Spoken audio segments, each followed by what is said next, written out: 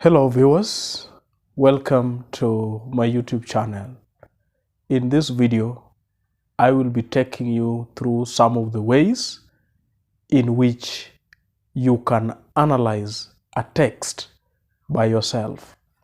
And by the way, it does not require rocket science to analyze this text. You can analyze a short story, a novel, or a play by yourself without depending on guidebooks or maybe any other sources. And I will just go through some of the elements of literature analysis in this video. I expect that we should have robust literary discourse here on YouTube, and you should consider starting your own channel so that we can further these discussions and appreciate literature. Before that, viewers, allow me to thank you for your support by way of subscriptions to this channel. To those who are also visiting us for the first time, allow me to request you to hit onto that subscribe button and turn on the notification bell so that anytime we produce a video like this, YouTube will automatically notify you. So first of all, we need to know the rationale for writing literature. We need to understand the significance that the writers hold dear in coming up with the works of literature. And the major reason is to communicate. Literature is meant to educate us, to warn us, to expose some evil in the society, to inspire us, and generally to investigate what is wrong with the society in an attempt to restore human dignity. That is basically the importance of literature. So we need to understand that in these literary works, at least for the ones that have been prescribed for high school, colleges, and universities, are meant to uphold moral values and discourage the vices in the society. So virtues are upheld while vices are discouraged and at times severely punished. That is one thing that we must get to understand before we analyze any piece of literature.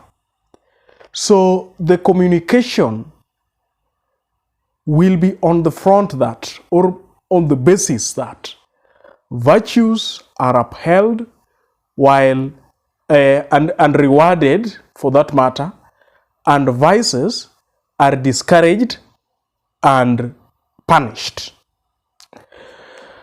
Any other element of literature will be meant to compound this fact that I've just brought to the fore. It will just be to support the message of a given work of literature. Some of the major elements of literature, of which most literature students and teachers concentrate on leaving out the core business of literature, are the elements like the aspect of style, what we also refer to as stylistic devices, the thematic concerns, or maybe the issues that have been raised in the various works of literature, as well as characterization. All these elements, and by the way, for the sake of short stories, we even have the point of view and the plot. All these elements of literature are not an end in themselves. They are a means to an end. And the end here is the communication of whatever the writer wants to disseminate to the audience, and in this case, the readers. So we have the first element, or maybe component, which is the plot. The plot is the flow of the story, where the story moves from point A, goes to point B, and point C. Sometimes most plots are linear in that they follow a given pattern. It moves from A, B, C. In other cases, the plots are not that linear. Sometimes what comes at the end of maybe the work of literature is what we see at the beginning. So such stories, or maybe such works of literature, use what we call the flashback. So the rest of the story could be flashbacking to get us to where the story began. So we have the plot, and most stories have the plot, what we also call the storyline. Number two, we have what we call characterization. In characterization, each and every storyteller, each and every person who does a work of fiction creates his or her own characters. These are the movers of the story, those who get involved in the story. So in the characterization, this is where the writers normally use these given characters to convey their message. So this character have certain traits, they have certain characteristics that help the writer to achieve their goal. Apart from that, we also have what we call the aspects of style. So these writers are made to talk, and in making them to talk, that is where we normally have the style of dialogue. They are made to talk among themselves, and that brings the aspect of style, dialogue. Then in other cases, the various writers describe them using their own words. So here is what brings us to this aspect or element of stylistic devices, literary devices, aspects of style. Each and every writer has their own style to communicate the message that they would want to communicate. So that is the element of a stylistic device. Generally, the language use. You know, every work of literature is just like a session of storytelling. And in telling a story, in whatever culture or society we find ourselves in, there is normally the language which is used in telling this story. So basically, the aspect of style is the vehicle with which a given writer used to communicate his message. Sometimes the writer may use a situation which is the opposite of what we expect. In that case, we will say there is irony. At other times, a writer will use situations that seem to be mocking a certain situation in an attempt to criticize it. Then we will say that the aspect of style used there is satire. If the writer also bring about the conversation between various characters, then we will say there is dialogue. Other characters also infuse their native languages, local languages, into their work. In such a case, we also say there is the use of local dialect. Then there are other cases when the writer directly compares maybe a character to some other thing that has the same quality. Maybe the movement of people being compared to maybe flood water gushing out of the pipe. That will be a metaphorical. The writer could also be saying that maybe a certain character is as tall as a giraffe. That would be simile. So basically, aspects of style, literary devices, or language use is just the writer's vehicle to communicate his message. Then comes the themes, the thematic concerns, the issues that have been raised, the subject matter. This is now the message that the writer strives to use plot, strives to use the characterization and aspect of style to reach at. There are writers who write about environment. They use all those other elements to reach their message or the theme that they want to pass across. There are writers who also talk about education.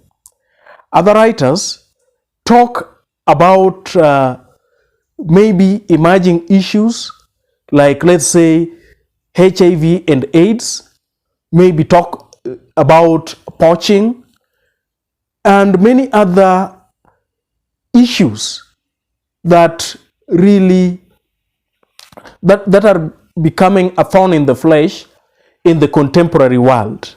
So here is where we have the themes, things to do with corruption.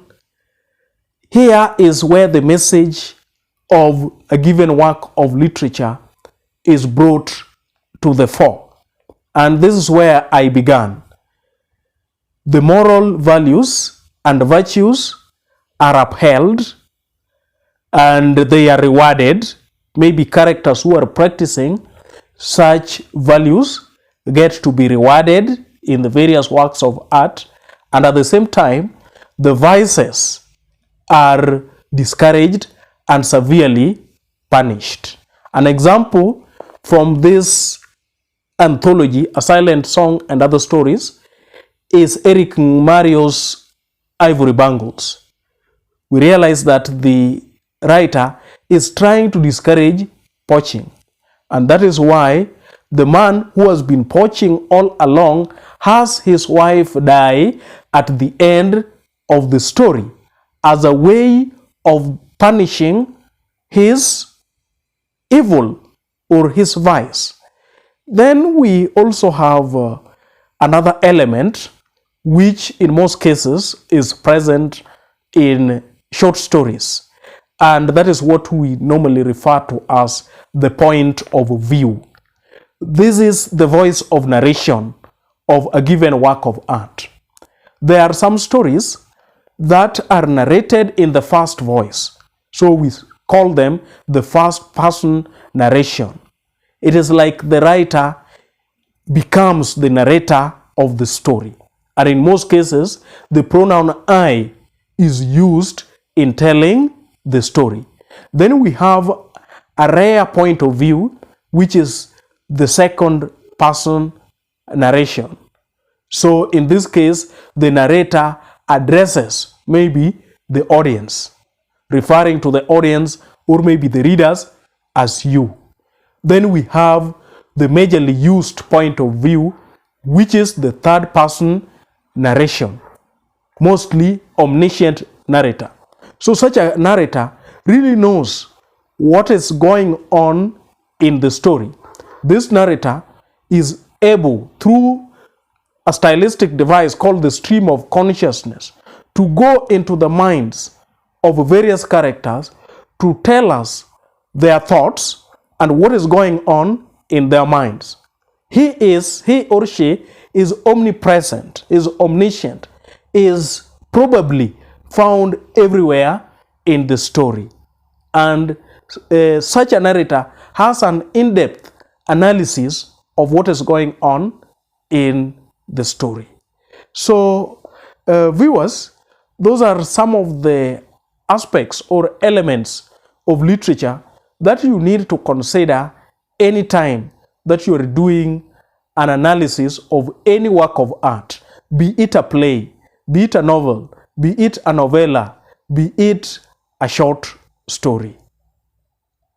I hope that you will try your hand at doing an analysis. And I just want to encourage you that should you find it time, should you find the opportunity, you can also think about starting your own YouTube channel so that this literary discourse, the appreciation of these texts, we can all lend our voices into this.